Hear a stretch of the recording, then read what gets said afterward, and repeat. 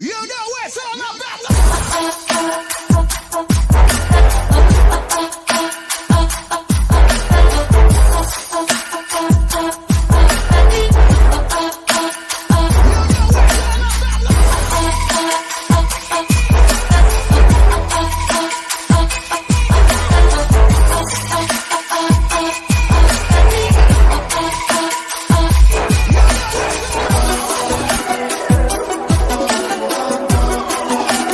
Ladies and gentlemen, boys and girls, children of all ages, once again, we are joined here with the dynamic duo this time.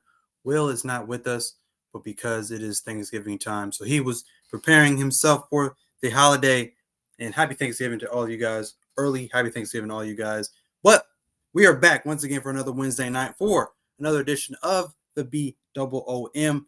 And I am your host of the most. You should know me by now. I am Cam G. And I am joined with my co-host of this evening, Metalcore Mike.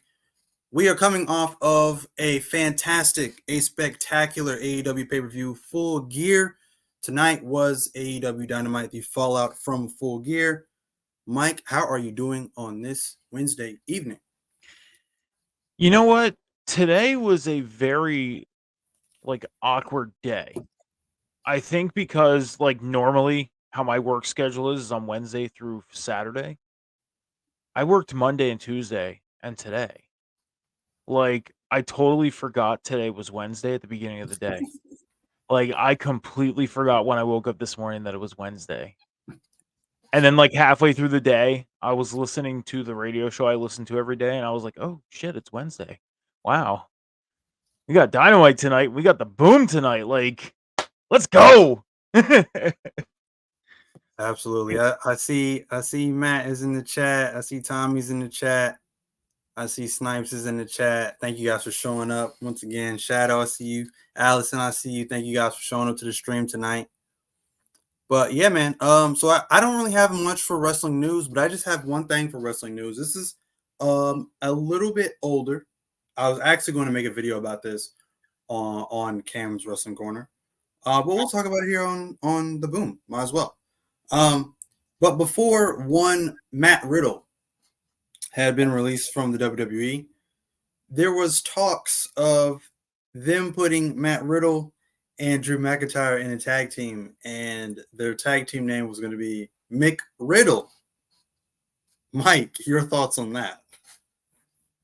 So it was gonna be Matt Riddle and who else? I'm sorry. Matt Riddle and Drew McIntyre. Matt Riddle and Drew And McIntyre. their tag team name was going to be Mick Riddle. This is legit. I saw this. This is legit. Oh man, it almost sounds like McGriddle. That's I know. It almost sounds like something I would go, through the McDonald's drive-through for. I don't know. I mean, I think they could have came up with a much better name. I don't know. I don't like it. I'm not a huge fan of it. I would have to sit and think of other tag team names for Matt Riddle and Drew McIntyre if they were to become a tag team. For sure.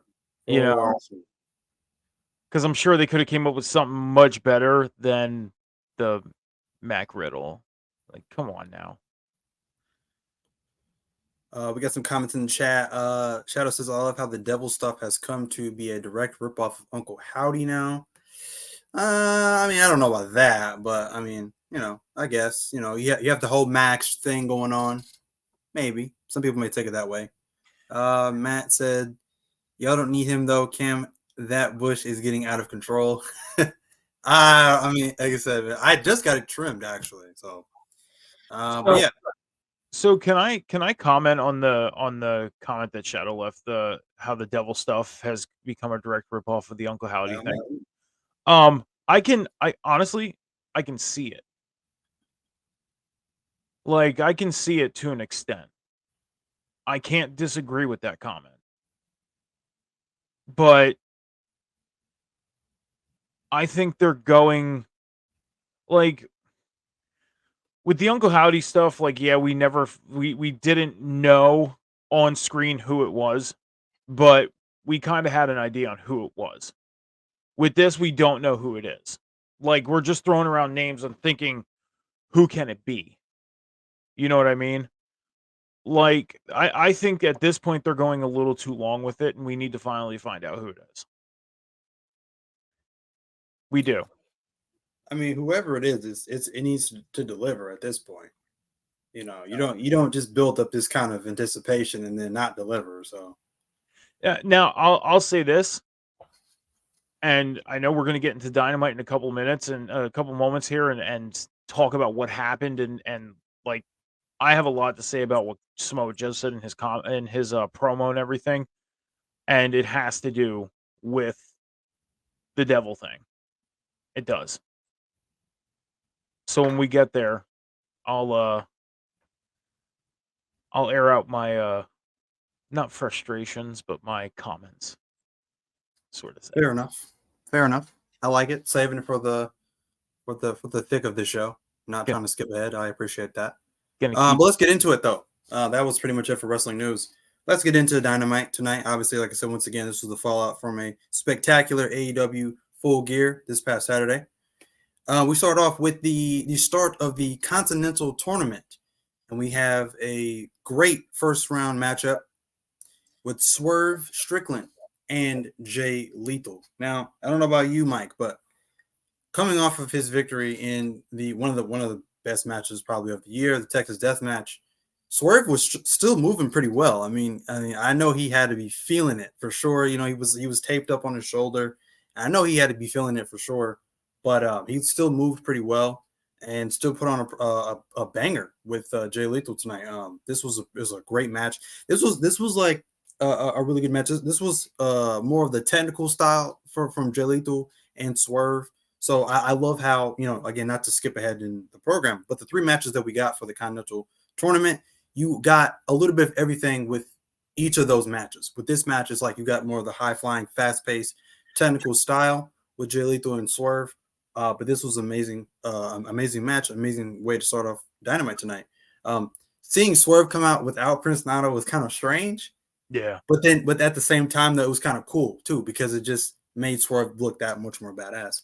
And seeing Jay Lethal come out with, you know, his, you know, band of lunacy, you know, no Karen Jarrett, no Jeff Jarrett, no Satnam Singh, no Sanjay Dutt.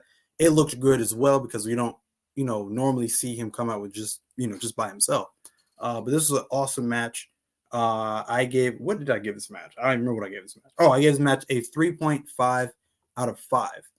Mike, your thoughts on this match? Yeah, I gave this match the same score, 3.5. I believe, like when this match started, I texted you saying, "What a way to start off a show!" Like, had that feeling that this was going to be a great match, and it was. I mean, it was a back and forth, great contest. Didn't get the time on this one. That's the one thing I did not time because, you know, with the Continental tournament, you know, they gave us the rules: 20-minute time limit, 3 points for a winner, 1 point for a draw, and everybody's banned from ringside. I love the rules. Like, these rules make this tournament that much more special and that much more interesting.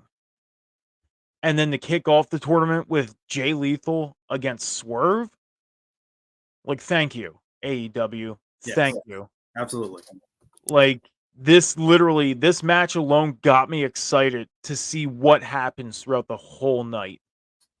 And I don't think I've said that about an AEW Dynamite since maybe the beginning of the pandemic when we got the TNT title tournament.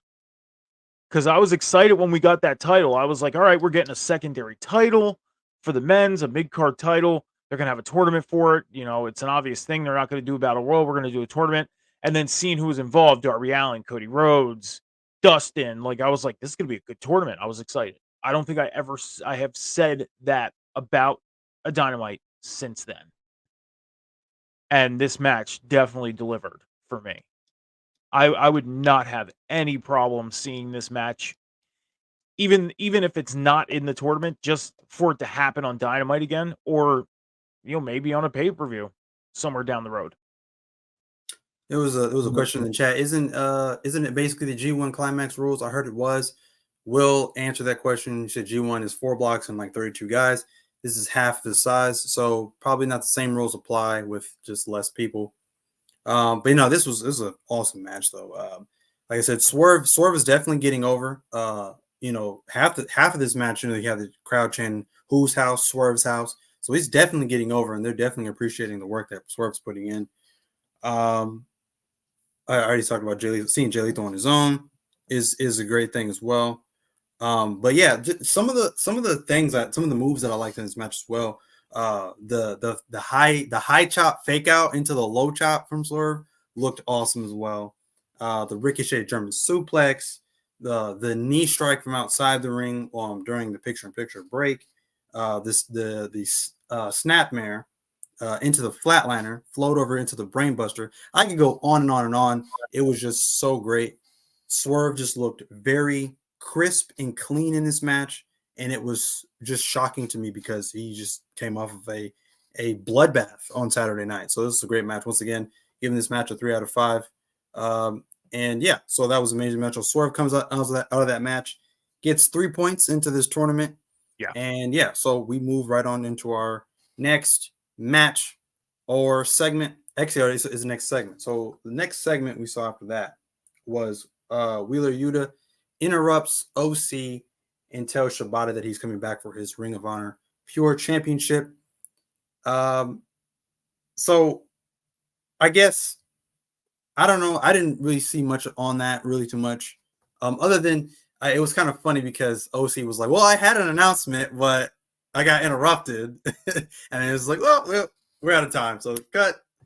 But so I guess we're starting a feud between Shibata and Wheeler Yuta. Your thoughts on that? All I gotta say is Wheeler Yuta, bravo. His promo, just for the little bit that he said, he sold that really well. Like when we had Yuta, I believe it was Yuta, Yuta and MJF. Like Yuta kind of seemed a little lost when he was cutting his promos against MJF. But now, I was like, where did this come from? Like, it's almost like he was practicing and now he's getting put into a somewhat of a highlighted storyline. And he just delivered. Like, that just adds on to what I said at the beginning was the first match got me excited for a show. This promo pulled me in and interested to see what happens between Yuta and Shibata. So I'll say this, again, bravo Yuta. Great promo, great reaction, and I'm excited to see what happens next with him. Yuta still reminds me of that weird kid who reps the Juggalos and jumps on random shit. I mean, he's still basically like the little brother, like the BCC right now. But I think he's trying to change that narrative and break out on his own type thing. But I can see where you're coming from. and you know what? I wouldn't oppose to seeing it because you get a lot of Claudio by himself, you get a lot of Mox by himself, but you don't get a lot of Yuta by himself. A lot of matches that we see Yuta in is tag matches, 6-man matches, multi-man matches. Don't see a lot of Yuta singles. And if we get it, I'm sure it happens over on the Ring of Honor side where a lot of us don't get to see it. So I'm excited to see this. I'm excited to see Yuta and Shibata. I want to see them go one-on-one and not have anybody at ringside for it. Just them two in the ring, 10, 15 minutes. And I'm sure they'll deliver. I'm sure they will. See, that's the thing. You have so many people in AEW right now that always come out with these, massive entourages and factions. And so when you do see some of these people that are in factions and they do get a traditional singles match with nobody at ringside, it just makes it that much more special. Yeah. Oh yeah, I definitely agree. Especially if I'm getting Shibata on my screen, because I'm a huge fan of Shibata. Like from what little I have seen from Shibata, I was like very very impressed. So if I get Shibata on my screen again, I'm all for it. Yeah, I mean, Um, for everything I've seen of him so far, because I've been this is the first I'm getting introduced to him. I've never seen him in anything else but AEW. right. So from what I've seen so far, I'm liking it. I can't say that I'm a full-on fan yet because I haven't seen enough. Like it's almost like this almost takes me back to what I always say when it comes to football and quarterbacks. I can't grade a quarterback until they're at least going into their 4th year because I need to see that quarterback play almost every team in the league. Now, with that being said, it's totally different with wrestling, but it's kind of along those lines. Like I need to see him at least 6, maybe 8 months of work from him to really have like a determination. If that makes sense. Right. Cam, that sentence was too long. You could have just stopped at AEW. Just had too many people, so many people. I mean, yeah, But you knew what I'm saying. You catch my drift. I'll say this though, like AEW, they have a lot of people on their roster, and we know that. We know they have a lot of people on their roster, but it seems like as of late, we're starting to get a lot of the people that we have not seen a lot of coming on our screens now, which is nice to see because we know they're not just there. They're actually doing something now. So, oh, Yeah, that makes sense. But from that, we then go into the ring, and we had a surprise return of Better Than You, Baby, and they make their surprise return on screen, and we had MJF promo. Now, not too much there, other than the fact that we got a match made for World's End, Samoa Joe versus MJF for the World Championship.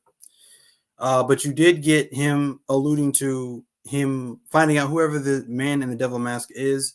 Now, what's crazy about that is the lights go out, and of course you see this man on screen, and you finally get to hear their voice a little bit. So, and they were just kind of like laughing, kind of mocking MJF a little bit. So I thought that was kind of interesting. I honestly thought we were going to hear whoever this is talking, because then I think the theories of who this possibly could be would ramp up even more, because then people would trying to figure out, how they, their speech pattern, and kind of like their voice and things like that, and who it sounds like, who it doesn't sound like, and things like that. So obviously, like I said, we're still going on with this mystery man in the devil mask. We still don't know who it is. We had some comments earlier. Allison and some people had said it's Crybaby Jack Perry. It probably is.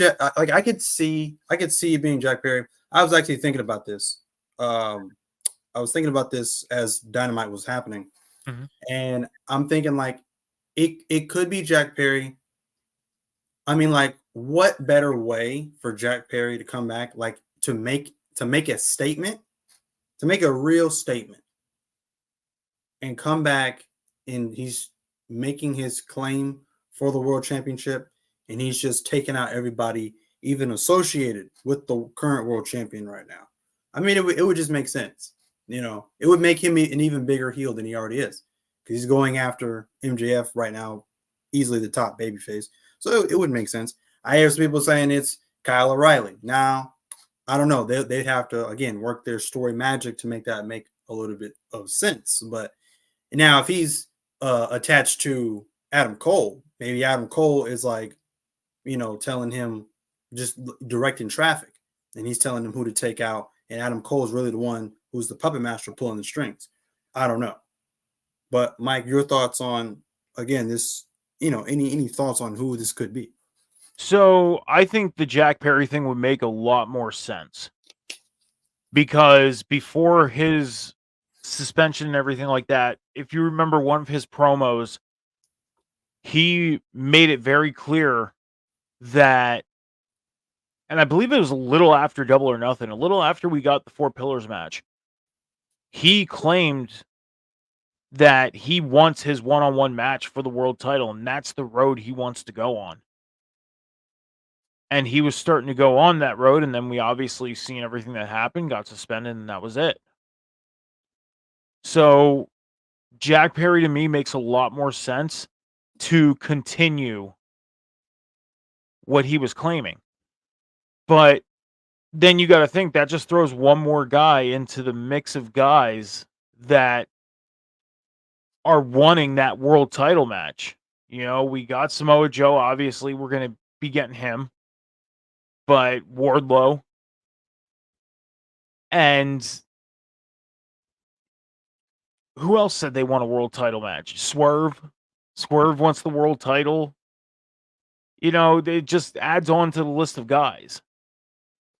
I'm glad you brought up Wardlow because I immediately thought about you when because in that promo you had Adam Cole talking about all these people that are coming after MJF, and he mentioned Wardlow. Yeah. So at least Wardlow's name was actually finally brought up, and it doesn't just look like he's being completely ignored in the midst of all this chaos surrounding the World Championship. So, I mean, the thing is, even if he didn't bring up Wardlow, Wardlow is making it very clear. Like his presence isn't just a presence that you forget. He's there. You know it. And he's made it clear on what he wants. And we get reminded of it each week we see him on our television screen.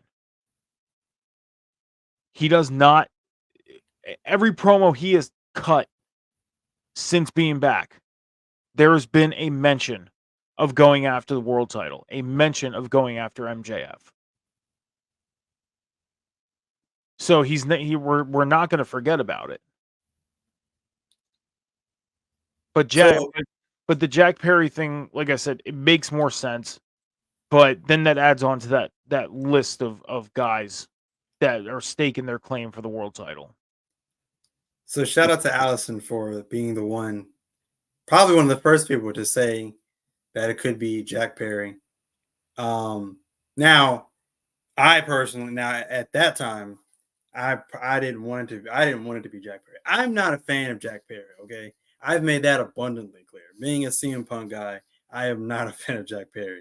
But it who knows? It very much could be Jack Perry. I don't know, honestly. But what a way to come back to the company if it is Jack Perry. I think it'd be smart for them to do. I've heard people say it's Tony Khan, and I'm like, why? What's he gonna do? So I might have a little bit of an answer for you though on that. Oh Lord. So pro wrestling with storylines, sometimes we get recycled storylines.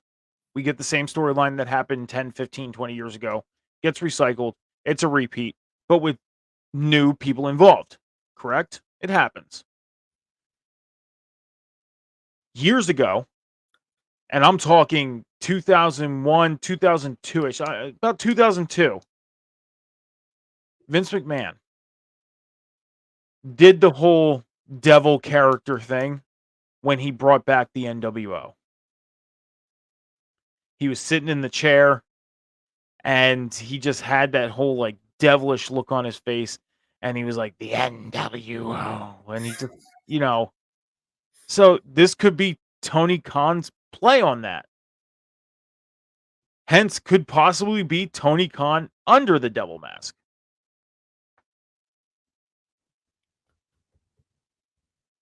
I mean, I hope not, but it's very possible.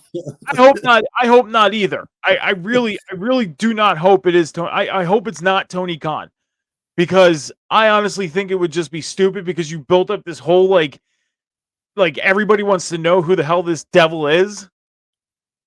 I mean, could it still be Adam Cole? Yeah, because that could have been a pre-recording from whenever. Could it be MJF? Yes, because it could have been a recording and they just played it on the screen while he was in the ring. It could be. But if it was a live thing, then it's like, who was it? I'm hoping it's not Tony Khan, because, again, this would just be like that play off of what Vince did years ago, 21 years ago.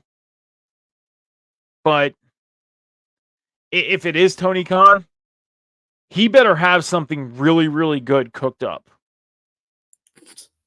He better. Because if he has something really crappy cooked up for this and it's underwhelming, just the backlash he's going to get. Oh, for sure. He is going to catch a lot of backlash. Yeah, he's gonna catch hell for sure. Yeah, I think we get the reveal at World's End though. So I think it's coming. I have that feeling too. When we got Adam Cole and Samoa Joe and MJF in the ring, when the promos were happening, everything, when and I'm sorry, I don't mean to take this away, but when we got the announcement of Joe and MJF, the things that Joe said, number one, Joe's promo was fucking awesome. Loved it. Again, Joe, like tonight's promos were just really good. Yeah. Just all around good. Yeah. But Samoa Joe's was awesome. And the first thing I thought was they're going to play off this World's End. Samoa Joe, MJF, we're going to get the devil reveal at World's End. Now, if they don't do it at World's End and they try to continue it into 2024, then it's just going to get to the point of like, I'm tired of this. Let's move forward. It's definitely going to, by January, it's definitely going to lose its steam. I think people are going to stop caring. So they definitely need to, their very last show of 2023, I think would be the time to do it. So little bit of a story really quick. I'm sorry, Cam. I know this is your show. So I have a friend that I go to concerts with, right? And I just found out last night that she's going to Dynamite in January in New Jersey. Did not know the long time that I've known her, I did not know she was into wrestling. She never told me. So I said to her, so we can actually go to wrestling shows too? And she's like, yeah. And I was like, well, there is a pay-per-view in New York on December 30th called AEW World's End because she's going to Dynamite and she likes AEW. So there's a possibility I might be going to World's End. Hell yeah, bro. That's what's up. Yeah. That's dope. Allison said TK in the ring would be a sight. I don't see that happening. He said he was scared for his life during the CM Punk things. I don't think he would dare step in the ring. Do y'all believe that rumors MJF signed an extension secretly? Probably. I think he's still milking the whole bidding war for 2024, just based off the storyline that he created or whatever. But I don't think he's going anywhere, and I never did believe he was leaving AEW. But I honestly don't think. I think he signed an extension secretly. I think he's not going anywhere. He's going to be in AEW, and I'll say this: I think he's going into 2024 as the world champion. Yeah. But next, we had a 6-man tag team match with Orange Cassidy, Hook, Shibata versus 2.0 and Jake Hager. There's not really much about this match. This was a nice, lighthearted, kind of fun match. The real meat and bones of this match, though, was the return of Danhausen. I don't know about you, but seems like to me, Daddy Magic and Cool Hand, they seem kind of lost without Jericho. And Jake Hager, I really didn't even know he was even still with the company, to be honest with you. It feels like it's been a while since I've seen Jake Hager in a match. But yeah, this match was okay. It was a nice, fun, lighthearted match. Fun, goofy. The result was the red rum from Hook. My rating for this, I give it a 2.9 out of 5. Mike, your thoughts? Yeah, I mean, I'll be honest. The Danhausen return was exciting. I was happy to see Danhausen again. Missed him. I mean, I know he doesn't play big parts, but it's still just fun to see Danhausen. It is. I want to ask you a question. Was it just me, Or does it seem like Jake Hager toned down a little bit? Like, he doesn't seem as jacked as he usually is. You mean like muscles wise? Like, definition-wise, he looked like he toned down, and he looks like he lost weight. Not really. But I mean, then again, I don't really pay that much attention. I mean, So, could it be the fact that I haven't seen him in a while, and just maybe it was just possible. like, It's because to me, possible. just seeing him, I was just like, man, he kind of toned down a little bit, and he It's looked like he possible. lost some. I think weight. his physique. I think his physique in general changed from him going in. So He really gave me like his movements, and you're gonna laugh at me for this, and it's okay. He gave me Rob Gronkowski vibes. wow. He did, like, just the way he was just the way he was moving and everything. I was like, he's kind of giving me Rob Gronkowski vibes, not like just in ring, just in general. He just looked as built as him. I was like, wow, like, he's kind of giving me Gronk vibes. I don't know. I don't know. To be honest with you, it's weird because I was thinking about this too, and I feel like it's odd to see someone like him have it at one point and then not really have it anymore. Yeah. Like Jack Swagger was cool.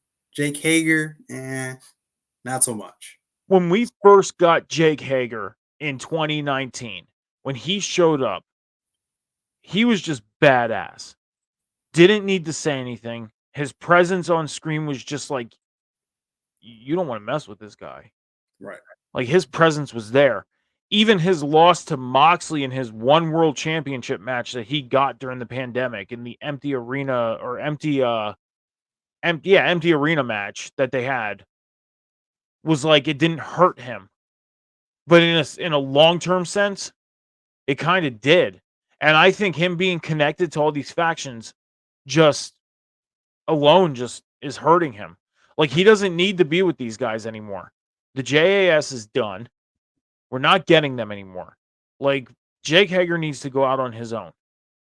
That's just like Chris Jericho. Chris Jericho, since being in AEW, has been on a team, factions, Inner Circle, JAS. Now he's with Kenny Omega. Like, can we get Jericho alone for the first time? Can we get Jake Hager alone for the first time? Like, let's see it. Let's see what they can do while they're standing on their own 2 feet. Like, they've proven themselves somewhere else. But now have them do it here. I'm not saying they haven't proved themselves, but, like, yes, Jericho was the first world champion, but let's see him do it on his own. Like, he won the world title on his own, but let's see him be on his own from the start to the end. Not go into a faction a month into his reign. You know what I mean? Like, like, they got to stand on their own. They do. I have no problem with factions, but these 3 guys together just made no sense to me. No sense to me whatsoever. Hook, Shibata, and Orange Cassidy made more sense to me. Yeah. You know. What was your rating for this match? Oh, this one was a 2. This match was a 2 for this one. I did give this one a 2. I wasn't too into it. Like I said, Danhausen coming back excited me. I was happy about that. But this match was just a solid 2 for me. I actually, during the picture-in-picture, went and made a Hot Pocket. I was hungry.